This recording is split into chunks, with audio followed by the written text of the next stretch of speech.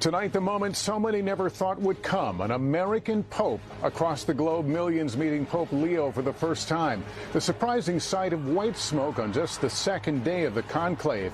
Around Rome, some 150,000 people raced to St. Peter's Square for a glimpse. And then the man himself, Cardinal Robert Prevost, emerging on the balcony for the first time as Pope. His message of peace to the world. From long shot to one of the holiest, most powerful perches. Will Pope Leo continue the vision of Pope Francis and take the church into the next era while facing challenges new and old? And the Pope of Chicago, his early roots on the South Side, from those who know him. Our global coverage of the outpouring for the new pontiff. Also tonight, President Trump announces his first trade deal. But with the Port of Seattle seeing few ships, will it turn around the impact on trade? The shocking scene in court, the man accused of crashing into the gate of Jennifer Aniston's home. Our exclusive new reporting from Keith Morrison, the video dateline obtained showing a car resembling Brian Kohberger's circling the block near where 4 University of Idaho college students were killed. And they journeyed to see the new pope be announced with their own eyes. The Americans who couldn't believe what they witnessed. This is NBC Nightly News, the Papal Conclave. Reporting tonight from the Vatican, here is Lester Holt. Good evening and welcome. Tonight, drama, pageantry, and faith framing a truly history-making day here. The Catholic Church has a new pope, and he is an American. White smoke pouring from the chimney above the Sistine Chapel this evening, signaling there was a new pope. Cardinal Robert Francis Prevost emerging from the conclave, chosen by fellow cardinals to be pope and to lead the Catholic faith.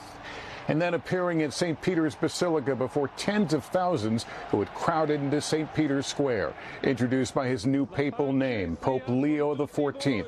His selection defying a widely held assumption that an American could never be pope. Having spent most of his life outside the United States, Pope Leo XIV celebrated tonight with deep pride in his hometown of Chicago. The cardinal electors working with surprising speed and focus as they elected Leo on the second day of the conclave, setting a new course for the Catholic Church. Many people thought this extraordinary moment would never happen. An American, now the leader of the world's 1.4 billion Catholics for the first time. La pace sia con tutti voi. He is now known as Pope Leo XIV, but until today, he was Cardinal Robert Francis Prevost. We cried, we hugged, we laughed, and that's before we knew that the new pope was from the U.S. And then when that happened, we cried again. Yeah, for an American pope for the first time, it's really, really crazy. Born in Chicago, the 69-year-old was educated at Villanova and led the Augustinian order, spending much of his life outside of the U.S., working extensively in Italy and Peru. On St. Peter's Square, we met Chicago native Denise Utter, who says she started shaking when she heard the news. I'm an Augustinian affiliate and know his brothers and the people that he went to school with, and he will be I'm here because of him. He will be an amazing pope. While back home, we heard from his brother, John. And it's a tremendous, tremendous thing to take in, but it's something to be very proud of. Bishop Robert Barron says Pope Leo is highly competent and highly respected. When you looked at the attributes of Pope Leo XIV, did it make sense? It does. He's a man of extraordinary accomplishment, head of the worldwide Augustinian order. I know him as a very kind of quietly a competent person, not a flashy personality, but someone that you could just see has a lot of integrity. Against a pale blue sky, the white smoke began streaming from the chimney atop the Sistine Chapel just after 6 p.m. A deafening roar erupting from the crowd of tens of thousands. There were tears, hugs, and prayers. This nun overcome with emotion. We were with these students from the University of Louisville when the smoke appeared. Oh, that's wonderful. We're here. We did it. This seems like something that's going to be very hard to top in your lives. Yeah. You feel that way? Yeah, oh, most definitely. Yeah. You know, you'd say once in a lifetime experience. I think it's once in 1,000 lifetime experience to be a boy from Kentucky, to go to Rome, to see the faith. I'll never be able to top that. Around Rome, people dropped what they were doing and ran. 150,000 people filling the streets leading to St. Peter's Square. Anticipation building as the world waited to find out who was chosen as Pope.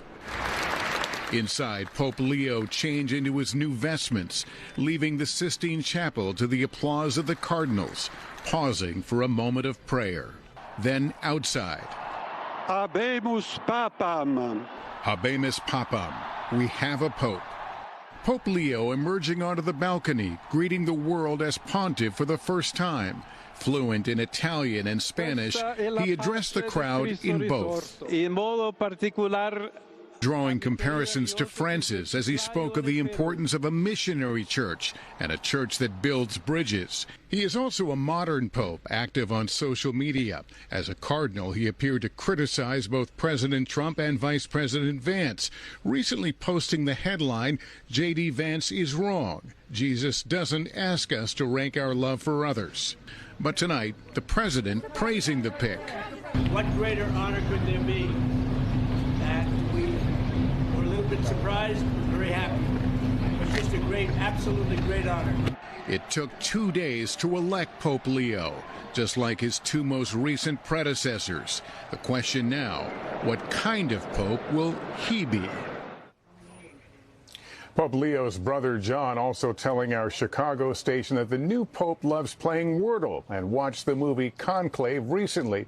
Now the world is scrambling to learn even more about it. Here's Ann Thompson. Tonight, the world calls him Pope Leo XIV. To his friends, he's Bob. The multilingual 69-year-old told an Italian interviewer earlier this month Finiti at Chicago that he grew up in a very Catholic family in Chicago. At Villanova University near Philadelphia, today bells rang out to celebrate one of their own. The new pope earned a bachelor's degree in mathematics in 1977. Villanova is one of only 2 Augustinian Catholic institutions of higher education in the U.S. The Augustinians here in Rome enormously proud. Did you ever think your friend would become pope? No, it's still incredible. I was crying in the piazza, just overwhelmed with joy about my friend's the Pope. Father Joseph Farrell has known Pope Leo since the 1980s. He says the new Pope plays tennis every week and is a speedy texter. I asked him to text the Pope and ask if he's a Chicago Cubs or White Sox fan. The Pope texted back, Sox. The one you see is the one who he is. He does not put on airs. He does not put on a mask. He first came to Rome to study church law, then went to northern Peru as a missionary. He spent more than 20 years in the country, becoming a naturalized citizen. There he would rise through the ranks of the church, becoming a bishop, then called back to Rome by Pope Francis to oversee the church's bishops, bringing a global and American perspective. I am American, and I think I do have some insights into the church in the United States.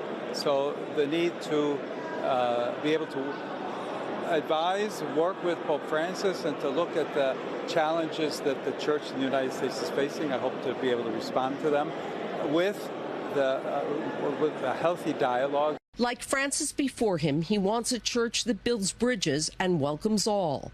Though as a cardinal, he was a prince of the church, he never saw himself that way. The bishop is not supposed to be a little prince sitting in his kingdom, but rather called authentically to be humble, to be close to the people he serves. As a cardinal, he was close to Francis. Here's what he had to say back in 2013. He's a man who, on the one hand, is very simple and very profound in his faith, but he's a hard worker, and he knows, I think, what's ahead of him. Now it is his turn to lead the church.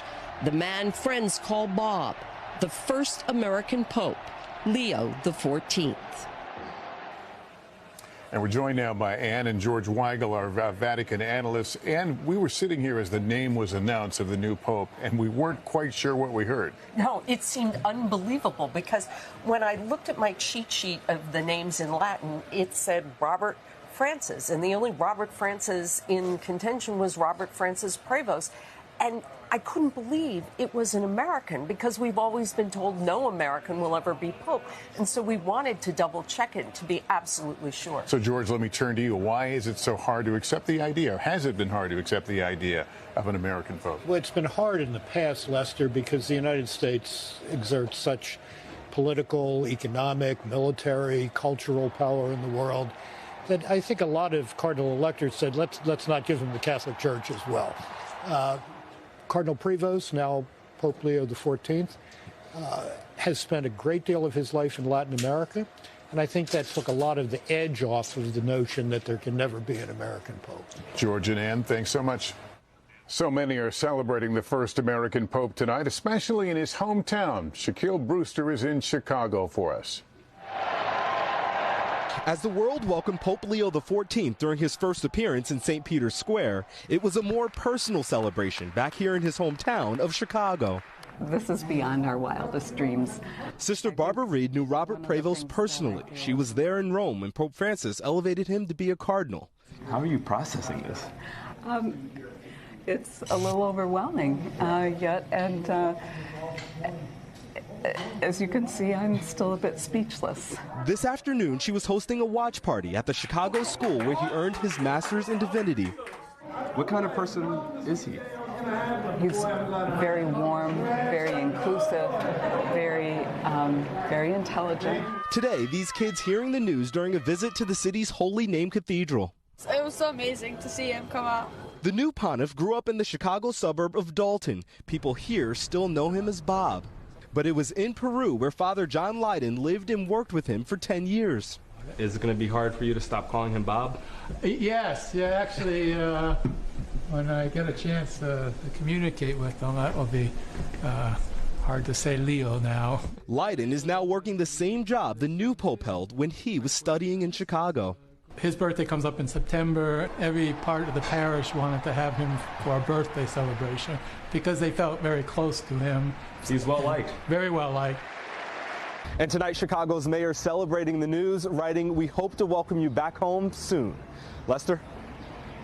Shaquille Brewster, thank you. We turn now to that new trade agreement between the U.S. and the U.K., the first since President Trump paused most of his tariffs in order to negotiate trade deals. Our Gabe Gutierrez has the latest. Very big deal, right? Tonight, President Trump is touting his first major agreement since his tariff rollout, the framework for a trade deal with the U.K. Both countries have agreed that the economic security is national security and will be working together as allies. He says final details will be ironed out in the coming weeks. The 10% tariff the U.S. imposed on U.K. imports last month will stay, but the new agreement will roll back American border taxes on British steel, aluminum, and cars. In exchange, the British will open up access and lower tariffs for American companies selling beef, poultry, ethanol, and other products. They're opening up the country. Their country is a little closed, and we appreciate that. They'll also be fast-tracking American goods through their customs process. The president reaching the agreement overnight with British Prime Minister Keir Starmer. But I think it's really important that we've been able to get this deal over the line now. The deal sparking a 254-point surge in the Dow, but still looming large tariff talks this weekend between the U.S. and China. If the talks go well, would you then consider lowering the tariff rate on China? Well, it could be. I mean, we're going to see. Right now, you can't get any higher. It's at 145, so we know it's coming down. Traffic at the port of Seattle is already slowing, with no new container ships arriving today. How troubling is that? It's a real concern for us. Out here on the West Coast, we are really trade dependent. And Gabe, we've just learned the president has made a surprise pick for a pretty high-profile job at the Justice Department. Yes, Lester, President Trump just announced he's appointing Fox News host and former judge, as well as prosecutor Jeanine Pirro, as interim U.S. attorney for the District of Columbia. That's after he pulled the nomination of his previous pick earlier in the day. Lester? Okay, Gabe, thank you. Tonight, the Trump administration is detailing plans for what it calls the biggest overhaul of air traffic control in the country's history. NBC's Tom Costello is in Washington. Tom, it's a pretty tall task ahead. Yeah, it really is. And Secretary Sean Duffy says it will take 3 to 4 years and cost many billions of dollars. But the country must upgrade from its 50-year-old ATC systems that really suffer serious glitches every single week. The plan calls for a brand new radio system, fiber optic data feeds, and new radars. Radios and radars recently went down in Newark, leaving controllers in the dark. The DOT also wants to build new towers, new TRACONs, new runway safety systems. The nation's airlines, controller, and pilot unions all support the plan, saying air travel needs an urgent upgrade and a safety fix. Lester? All right, Tom, thanks. We'll be back in 60 seconds. Keith Morrison's exclusive reporting, the new video that shows a car resembling Brian Kohberger's driving around the time of the Idaho student murders. That's next. Tonight, breaking news here at the Vatican, the American Pope.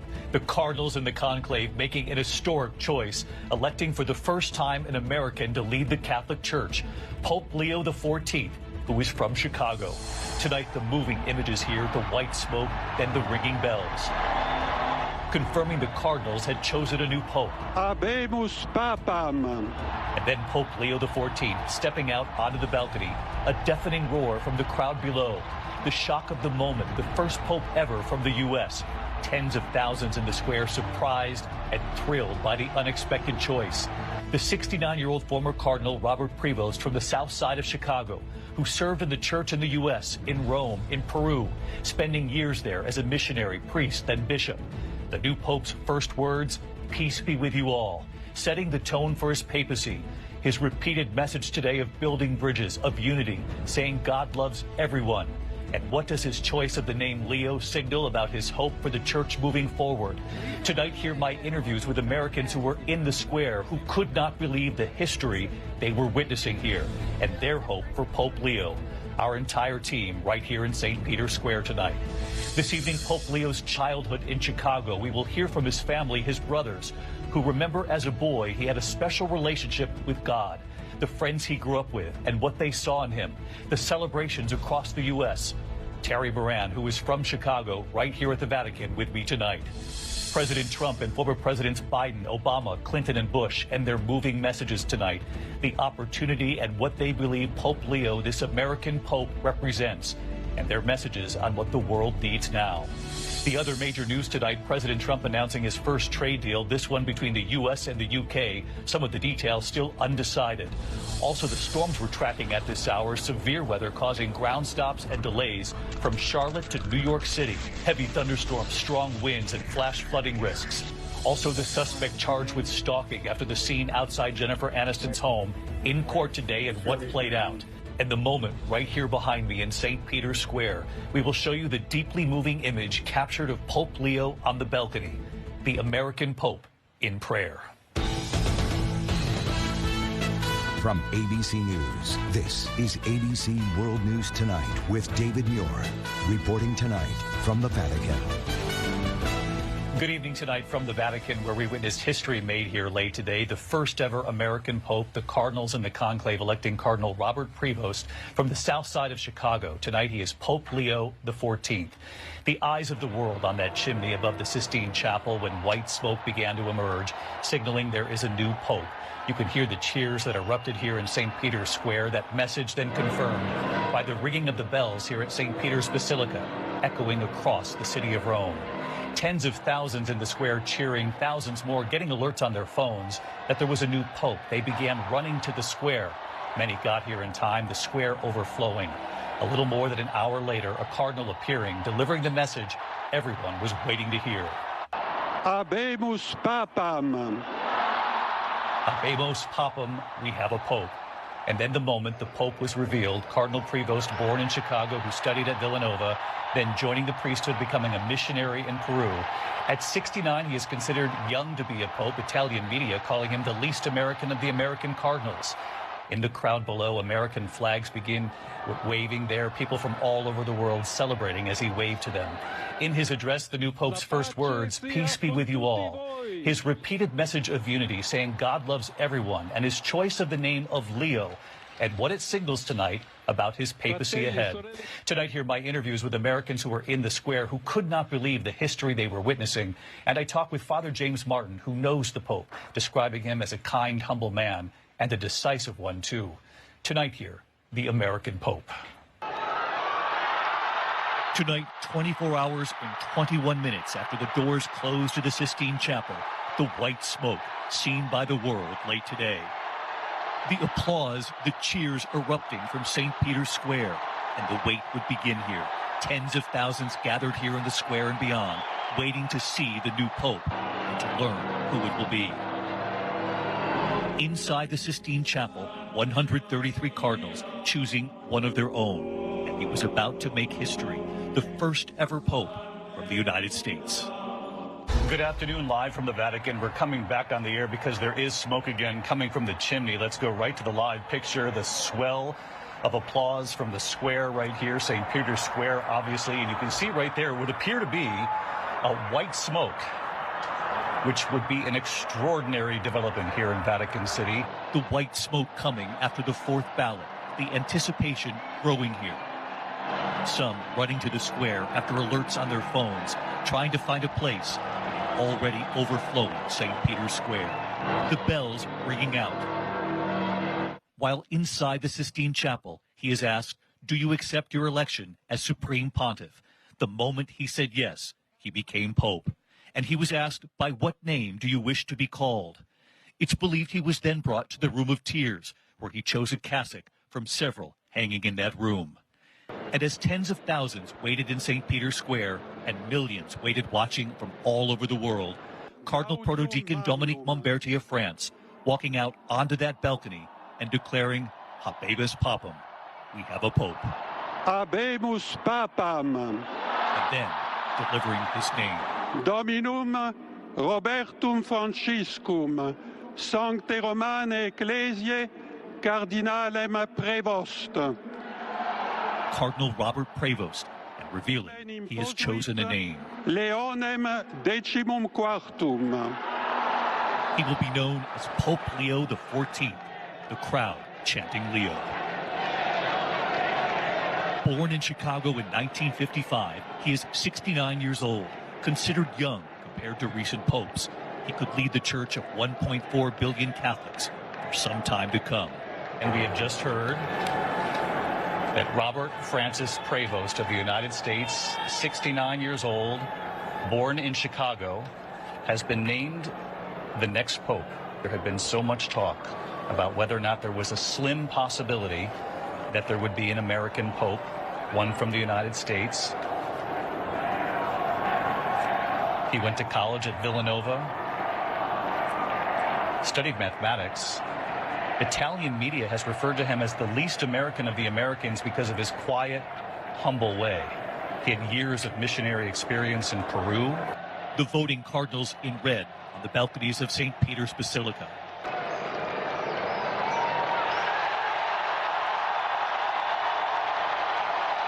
And then we see him, Pope Leo XIV, the first pope ever from the U.S., on the balcony. The cheers deafening as he waves. The Pope is visibly moved.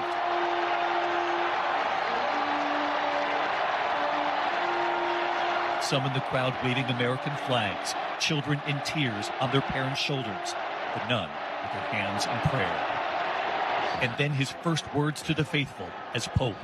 Peace be with you all, dearest brothers and sisters. La pace sia con tutti voi. He spoke of Pope Francis blessing Rome and the world that Easter morning, saying, allow me to follow up on that same blessing. God loves us. God loves you all. Dio ci vuole bene. Dio vi ama tutti. And evil will not prevail. He went on to say, help us too to build bridges with dialogue, with encounter, uniting us all to be one people, always in peace. Voglio ringraziare anche tutti confratelli cardinali che he thanked the cardinals who chose him to be the next pope. And this was his wish to millions watching, that this be a church that builds bridges, dialogue, always open to receive, like this square, with open arms. All those who need our charity, our presence, and love. And a church that always tries to be close, especially to those who suffer. and the new pope who was born in Chicago, serving the church in the U.S. and in Rome, and in Peru, where Pope Francis sent him. He was a missionary, a priest, a bishop at Chiclayo, Peru, where he helped the poor. And today, he sent a message to the world in choosing to go by Pope Leo XIV. The choice of Leo XIV, everyone looks to that name to try to figure out what kind of message the Pope is trying to send from the very start. And what do you make of it? Historically, it's a name that would signal his alignment with workers, labor, and the poor. And that's going to be his outreach from the very beginning. Certainly that's his intention. I mean, he can expand that, but it's a real solid sign that that's the way he wants to be identified at the beginning. We met this husband and wife from California, Louis and Suhey Bernal, who raced 2 miles to the square after getting the alert there was a new pope. What about him and what he said here today? I loved his message when he said building bridges through dialogue. From the moment we saw the white smoke begin to emerge from that chimney, you could see the size of the crowd swelling. People actually running down the street trying to make it to the square to actually see the new pope emerge on that balcony. And inside the crowd was a group of students from the University of Chicago who could not believe the history they were witnessing. He began by saying, "Peace be with you," and he talked about building bridges. And what do you think that means? I feel like it's a continuation of what Francis was doing and reaching those people on the margins. And Christina Mori from Indianapolis. She was at the front of the square, meeting American seminarians and making friends with young people from all over the world, taking in the moment. There was a lot of hope and joy into what this new chapter could bring. And there were 7 other countries touching shoulders. We all spoke different languages. We all had different interpretations of what was going on, but we were all together in that spirit of unity and excitement. And the American seminarians you were standing with as well were equally as shocked. Oh, they were all just jaws dropped. And we met young college students Elise Hartnig and Lily Weber from Chicago, witnessing the history made with the Pope from their hometown. What connected you with Pope Francis, and what do you hope from Pope Leo? Yeah, so Pope Francis, I just feel, was very grounded, and he brought the communities all together throughout the world. Hope Pope Leo continues that and brings on his legacy throughout his time being a pope. And the fact that he's from Chicago. And it the might fact help, that he's right? from Chicago? We'll be back there in 2 days, so... Tough but compassionate city, right? Yes. We'll bring back the love to Chicago. Yeah. And tonight here, the new and moving images from inside the Vatican. While the world was waiting to learn who the new pope would be, he was standing before the cardinals who elected him, right there at the altar in the Sistine Chapel. They began applauding as the new pope, Leo XIV, made his way out of the chapel and began his journey to that balcony to meet the world. So much hope here for the American Pope. Tonight, Pope Leo's childhood in Chicago. We hear from his family, his brothers, who remember as a boy he had a special relationship with God, the friends he grew up with, and what they saw in him. ABC's Terry Moran, who is from Chicago, right here at the Vatican tonight. For the family and friends who know Pope Leo best tonight, there is celebration and deep pride. His brother, Lou Prevost, who lives in Florida, telling me his heart is full. He was elected. I got up immediately, got dressed, dancing around like an idiot, just because it's like incredible. Just outside their hometown of Chicago, the Pope's other brother, John Prevost, telling our Alex Perez he never expected this. I don't think it's really sunk in. It's kind of surreal. It's great pride. What kind of person is he? A regular, run-of-the-mill person, I think, because he was trained in missionary work in South America for so many years. He will be looking out for the disenfranchised. John says his brother is inspired by Pope Francis. I don't know right away if you'll see a difference between Pope Leo and Pope Francis. I think they were two of a kind. The youngest of 3 boys, Robert Prevost, knew early on he would be a priest. Some people play school or some people play army. He played priest, and we had to go to Mass. With you guys? Okay. Yes. The ironing board was the altar. So that's some of your childhood memories? That's absolutely correct. So you knew right then and there, this is not a joke. That's what he wanted. That's right. A woman down the street said he would be the first American pope. In first grade, they said that. First grade? Uh-huh. He knew at that age he was going to be a priest. Lou says they used to tease him about it. We used to, tease him. You're going to be the Pope one day. Ha ha. Is that, it just had it about him. Pope Leo graduated from Villanova University. Jim Priestley went to high school and college with the new pope. Back then, they called him Bob. Bob is the one guy that if you were going to pick a person in your class who was going to become the pope, Bob would be the person. He's very religious, a very devout Catholic who's devoted his life to Christ, and he's extremely bright. He saw his old friend when he came home last summer and held Mass outside Chicago. Bob was kind of surprised because the church was pretty well full with people. A lot of people came to hear him talk, and now he's the Pope. The family expects Pope Leo will speak his mind on thorny issues like immigration. A big thing for him is immigration, and is it right what's going on? I think that'll be a challenge for him, because I think he'll say something about it too. But in these divided times, his brother Lou believes he will bring people together. What do you hope for him? What do you hope for his papacy and what he can do for the church and the world? I'm hoping, now that Rob's Pope, that he can bring all these sides together and smooth all that out. I wouldn't call him a conservative. I wouldn't call him a liberal. I think he's open-minded enough, and he seeks out guidance, not only, praying to God and the Holy Spirit, but from fellow cardinals, from the nuns, from priests, bishops. Wow, it is just incredible what these brothers saw in their brother and what his friends saw in their fellow student at school all those years ago. Terry Moran with us here tonight at the Vatican. And Terry, these three brothers have remained close all these years?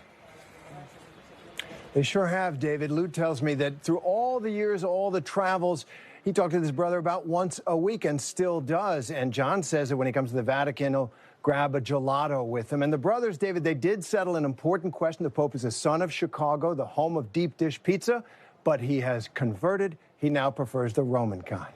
David? All right. Well, that would be expected as Pope Leo XIV now. Terry Moran, thanks to you, and Alex Perez, who's on the ground there in Chicago.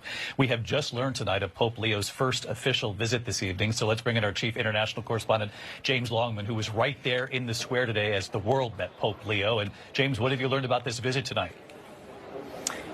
Yeah, Leo has just made his first visit. He went to greet people in the building where he lived here in the Vatican since 2023. He stopped to give people in the courtyard photographs. He then blessed them as they left.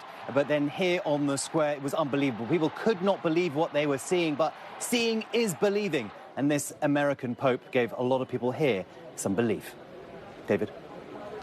James Longman back with us here tonight. James, thank you. And back in the U.S., President Trump, former Presidents Biden, Obama, Bush, and Clinton all sending messages about this first American Pope. The opportunity for unity and their hope for the new leader of the Catholic Church. Rachel Scott at the White House tonight.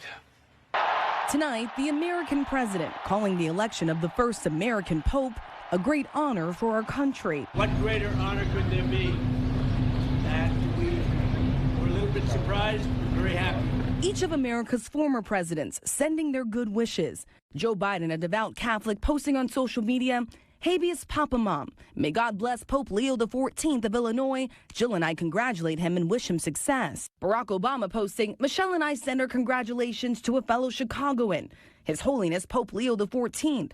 We will pray for him as he begins the sacred work of leading the Catholic Church and setting an example for so many, regardless of faith." George W. Bush calling this a historic and hopeful moment for Catholics in America and for the faithful around the world. And Bill Clinton citing the Pope's first words today, saying His Holiness Pope Leo XIV spoke to billions, calling for unity and offering peace, a message the world needs now more than ever. And President Trump says he looks forward to meeting Pope Leo XIV, saying it will be a very meaningful moment, David. Rachel Scott at the White House for us tonight. Rachel, thank you. There is one other headline from Washington tonight. President Trump today announcing a trade deal with the United Kingdom, the first agreement with any country since he launched his tariffs. The details are still being worked out, the White House says, but they also say the UK will buy more American goods, including beef, ethanol, and planes, and that the U.S. Will scale back some of its tariffs on British cars, steel, and aluminum. Still, Trump's 10% tariffs on all British products coming into the U.S. remain in place. When we come back here tonight, the storms, severe weather causing ground stops and delays from Charlotte all the way to New York City tonight. We'll time it out.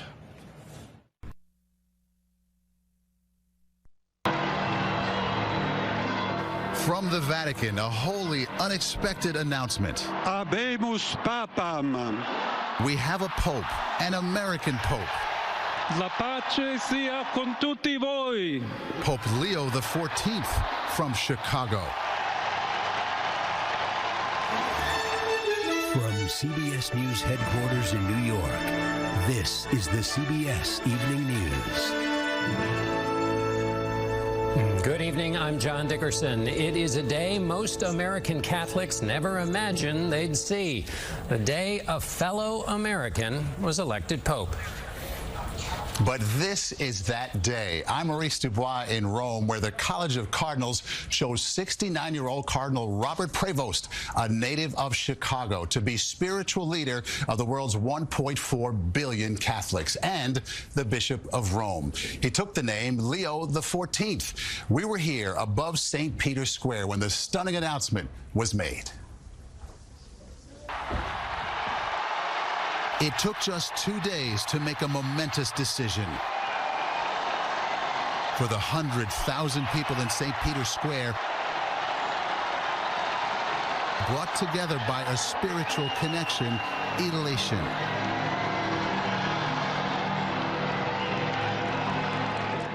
I announce to you a great joy. We have a pope. That announcement in Latin was made by a French cardinal. Sancte Romane Ecclesiae Cardinalem Prevost. The name, Prevost, an American. Soon, the curtain parted again, and Cardinal Robert Francis Prevost stepped forward as the 267th Pope of the Roman Catholic Church. The name he took, Leo XIV, an American who is also a citizen of Peru and is now the Bishop of Rome, spoke in Italian. Dio ci vuole bene. Dio God vi loves ama us. tutti. God loves you all, and evil will not prevail. Juan Londono is an American studying in Barcelona. I always knew it was going to be a historic election.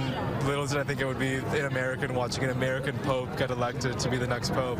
It's insane. I can't believe it. I'm so in shock. USA! USA! USA! USA! Prevost only became a cardinal in 2023. Born in Chicago, he joined the priesthood of St. Augustine at the age of 22 and spent most of his priesthood as a missionary, working for more than 20 years among the poor in Peru, where he eventually became a citizen. Known in Rome as the Latin Yankee, Pope Leo is seen as a centrist on issues like helping migrants, equality for women, and the environment. Sister Natalie is the first woman to gain the right to vote at the General Secretariat of the Synod of Bishops and was appointed by Francis. She knows Pope Leo and was with him after the announcement. He's one of my neighbors. He's someone very simple, you know, easy to relate. I think someone quiet. You can feel a deep faith. And he speaks many languages. He has a very rich background.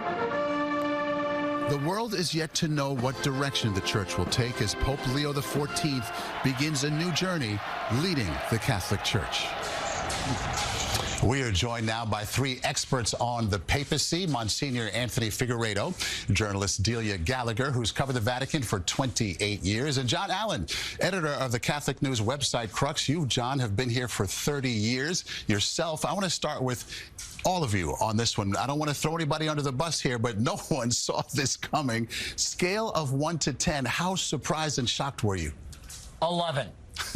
Off the charts. Yeah. No. Shock, but a good shock. It's turning out to be a good shock now. Everybody was predicting a pope from Italy. Wasn't meant to be. Absolutely, but we got the man I think that the Church needs at this time. The world from different countries, spent time in Europe, spent time in South America. Pastor of the Church speaks many languages. From a pastor to the head of the department that appoints bishops, The first words he spoke today, he thanked Pope Francis. He talked about the poor. Are we talking about a Francis Part 2 here, or an extension of Francis? What do you think? I think partially, yes. Certainly his missionary experience in Peru speaks to that, the social justice aspect. But also, and importantly, the Cardinals, I think, were looking for somebody to steady the ship.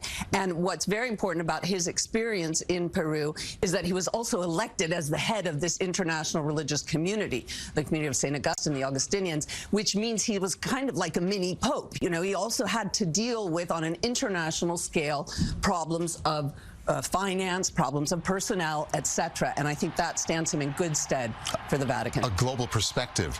Yeah, and I think it's probably important to mention that even though, and we are quite rightly, as Americans, feeling pretty good about ourselves tonight, it's also important to remember that I think many cardinals saw Cardinal Prevost, now Pope Leo, not simply as an American, but really as a citizen of the world. You know, in the Italian papers, they referred to him as Il meno americano tra gli americani, the least American of the Americans. And I think that was part of his appeal. Well, you saw people there chanting USA, USA. First American Pope. Is he going to be about America, or as you were starting to say here, it sounds like he'll be thinking more globally? Well, interestingly, he did speak tonight in his opening address in 3 languages, Italian, Spanish, and Latin. Not a word of English. Not a word. Yeah. He'll certainly be an important American voice in the American conversation. I think he'll have a lot of weight probably in the United States, but I think he will try to maintain a certain distance as Pope from all the American issues. You know, he has to think about the universal church. No doubt. With 53 million American Catholics, do you imagine him growing the flock, keeping it the same, losing it? How do you see that playing out? Well, I mean, the truth of it is trends in religious affiliation are based on highly personal decisions that aren't directly dependent on who's sitting on the throne of Peter.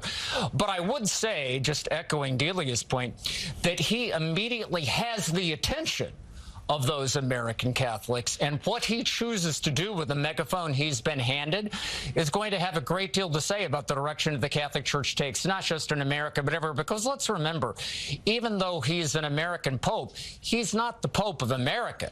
He's the Pope of the entire universal church. That is the truth. 15 seconds here. What do you imagine to be his top priority? What's he got to do right out of the gate? He said it right at the beginning. I want to proclaim God's love. The church has to be missionary.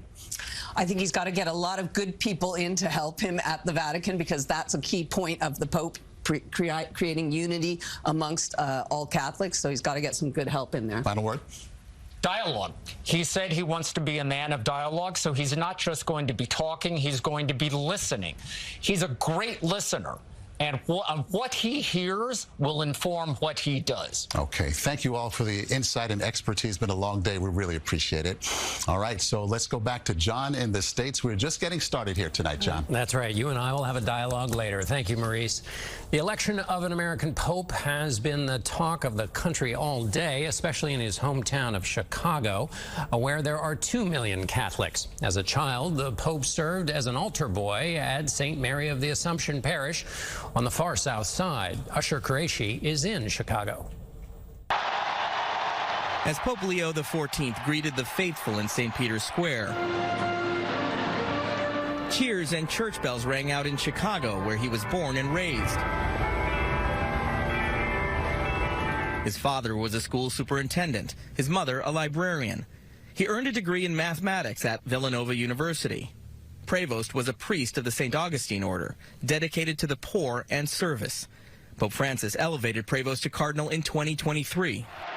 The new pope's older brother John still lives in the Chicago suburbs and spoke to our Chicago station WBBM. Shock, disbelief, a whole lot of pride, a whole lot of, is this for real? Now what are we going to do? That kind of stuff, because this is an awesome responsibility that we have to live up to, that he has to live up to. Like Pope Francis, many within the church see him carrying on his life's work advocating for migrants and the poor. He holds dual citizenship in the U.S. and Peru. He's a person who's very sensitive and is concerned to allow everyone to have a voice. Father Mark Francis studied with the new pope. The two were seminary classmates at the Catholic Theological Union in Chicago. They also both worked in Rome in the early 2000s. He's not a showboat. He is very calm, but extremely intelligent and extremely compassionate. 2 years ago, Pope Francis brought Prevost to Rome and named him the powerful head of the office that oversees the appointments of new bishops around the world, one of the most important posts in the church. I think the kind of style he would bring to the papacy would be calm, steady, very direct kind of guidance. Usher, you've been there in front of the church. What have you heard from people coming by now that they've heard this news? Well, John, a lot of the common reaction that we've been hearing throughout the day, surprise, shock, but also joy and hope. One parishioner I spoke to who heard the news a few hours after the announcement came here to Holy Name Cathedral to say a prayer for the new pope and light a candle. Also, we've seen just in the last few hours the black bunting that was put up here outside the cathedral when Pope Francis died has been replaced by white and gold bunting that represents the sign that there is a new pope. And also the last mass happened here at about noon, and during that mass, that's when news broke that the pope had been named. And one priest here said as soon as he heard the news that the pope was from Chicago, he looked out into the city and saw that the sun had come out, and he went on to say that coincidence is God's way of remaining anonymous. Seeing signs everywhere. Usher Kraishi in Chicago, thank you. Now more of the top stories from around the world in the evening news roundup. President Trump revealed the outlines of his first trade agreement since imposing those sweeping tariffs. The deal with the UK lowers tariffs on some British-made cars to 10% and potentially eliminates them on steel and aluminum. Britain agrees to give American farmers more access to its markets. Just weeks before hurricane season, the acting head of FEMA, the Federal Emergency Management Agency, was replaced. Cameron Hamilton had told Congress yesterday that FEMA is vital. President Trump has talked about eliminating the agency. Transportation Secretary Sean Duffy is calling for a top-to-bottom overhaul of the air traffic control system in the wake of deadly crashes and technical failures. No price tag was given, but Duffy wants it completed in 3 years. Russia's Vladimir Putin welcomed China's Xi Jinping to Moscow, calling him a dear friend. Xi said the two nations stand together against bullying, apparently a reference to the Trump tariffs. Still ahead on the CBS Evening News, more from Maurice in Rome and Tony DeCopel in the middle of the excitement in St. Peter's Square. Jesus.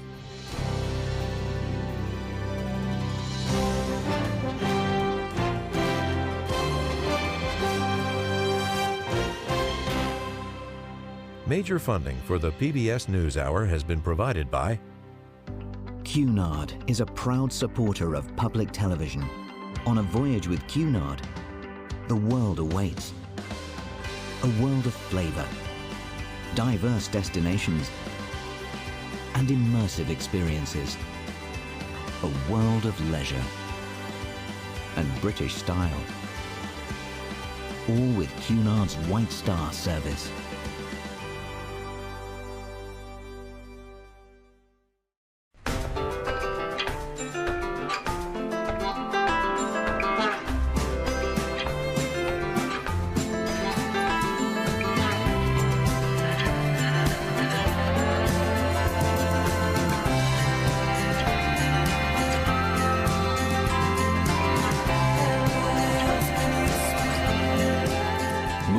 Economy for 160 years. BNSF, the engine that connects us. Friends of the NewsHour, Robert Kaplan and Wendy J. Selden through the Raymond James Charitable Endowment Fund.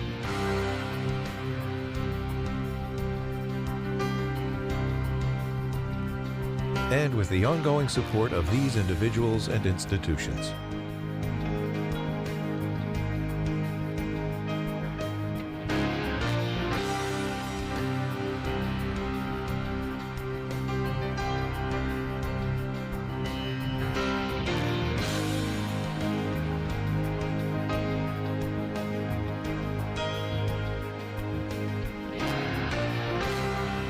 This program was made possible by the Corporation for Public Broadcasting and by contributions to your PBS station from viewers like you. Thank you. Welcome to the NewsHour. A new pope has been elected, and in a major surprise, an American has been chosen for the first time. Robert Francis Prevost will now be known as Pope Leo XIV. In his first remarks as the leader of more than 1 billion Roman Catholics around the world, the Pope spoke of peace and building bridges to a crowd in St. Peter's Square. In Rome, a wave of emotion as the newly elected Pope emerged from the balcony of the Vatican. La pace sia con tutti voi. The new Pope's first words, "Peace be with all of you." After 2 days of voting, white smoke poured from the chimney of the Sistine Chapel, and the bells of St. Peter's Basilica rang out, announcing the election of Cardinal Robert Prevost as the 267th leader of the Roman Catholic Church, choosing to take the name Pope Leo XIV.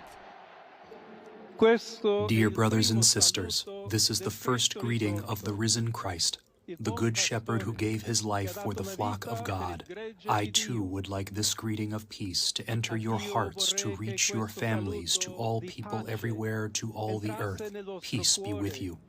The 69-year-old is the first American-born pope. Born in Chicago, he graduated from Villanova University and would go on to live in Peru, where he became a bishop and, in 2015, a naturalized citizen.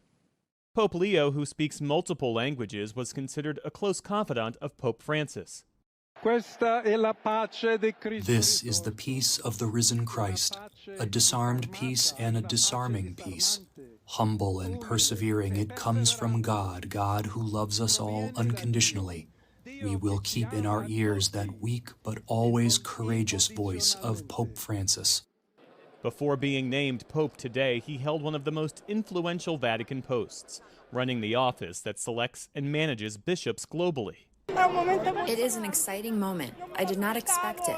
And on this sunny day, I feel a great energy in this square. I hope he will be the great successor of Pope Francis.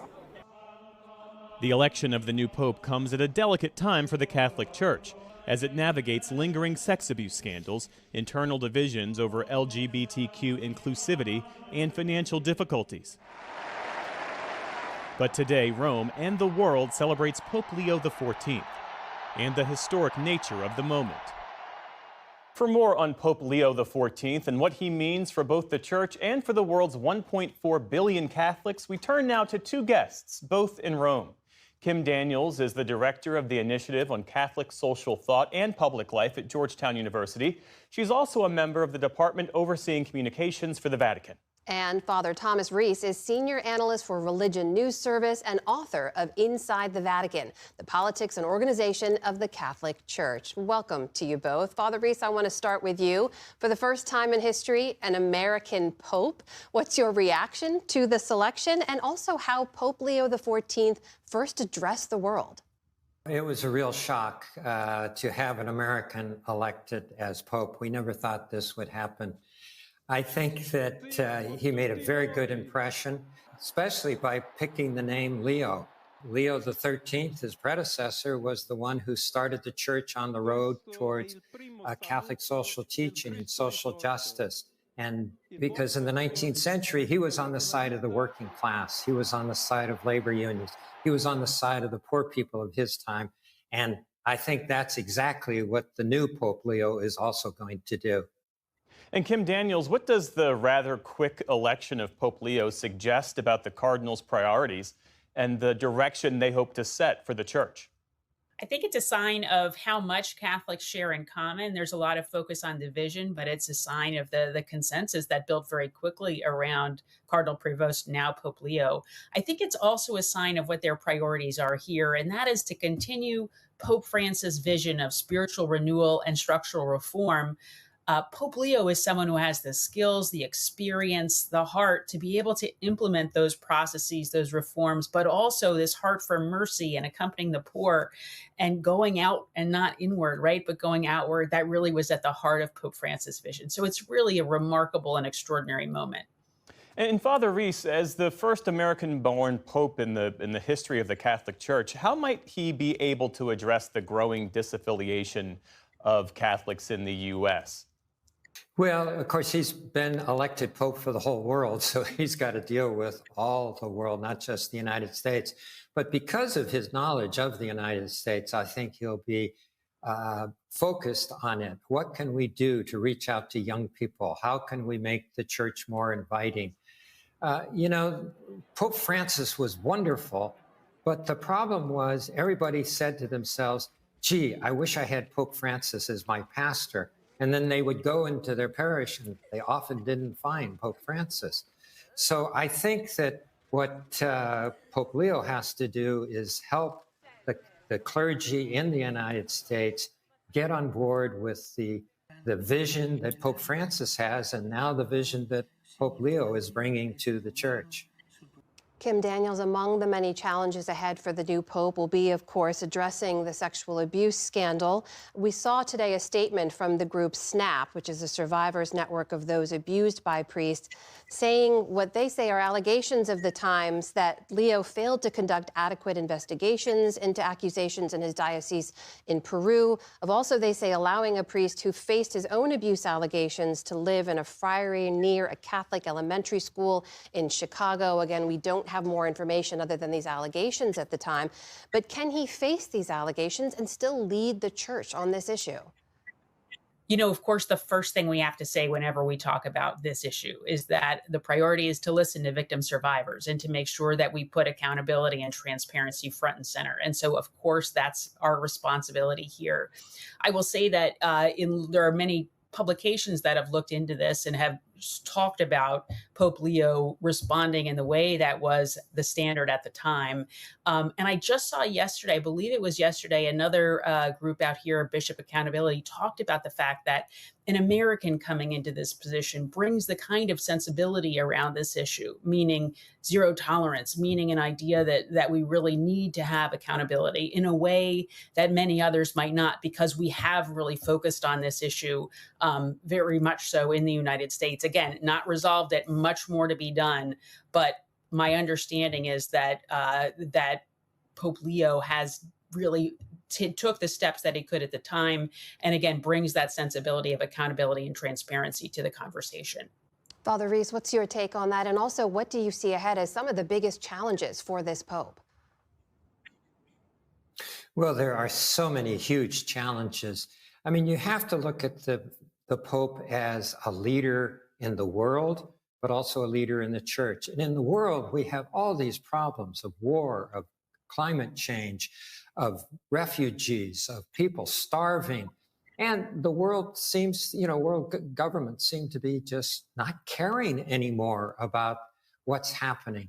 And so he has to be a prophetic voice for peace, for justice, for the disenfranchised, for protecting the environment. And then he's got to look at his own church.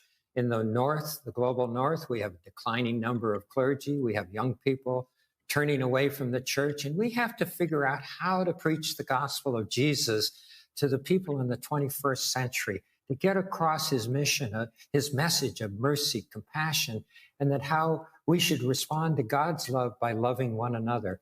This is a big task that he has. Father Reese, when it comes to some of the other divisive issues the church has grappled with, things like birth control and divorce and LGBTQ rights, do you see this Pope moving further towards the progressive side as his predecessor, Pope Francis, did? Well, Pope Francis was unusual in that he allowed open discussion of these kinds of issues. But even more important, he was welcoming and embraced people who disagreed or couldn't follow the church's teaching. On the other hand, he never changed any church doctrine. I wouldn't be surprised if Pope Leo followed the exact same pattern. And Kim Daniels, to the degree that these challenges present opportunities, what do you hope to see from Pope Leo's leadership moving forward? I was really struck by how much Pope Leo talked about principles of Catholic social teaching in his remarks today. And of course, taking the name Leo XIV is really a sign that principles like a commitment to human life and dignity, the dignity of work and the rights of workers, and a poor church for the poor, making sure that we prioritize that, are all going to be key considerations. I also was struck by the fact that he talked about walking with the people of God. And this to me signals a real commitment to Pope Francis' signature reform and renewal effort called the Synod, which was about walking with people, making sure that we increase participation and include people, lay people in particular, women, those who have felt excluded in leadership and in decisions in the church. So I'm very hopeful about that. Kim Daniels and Father Thomas Reese, we thank you both for your insights this evening. Good to be with you.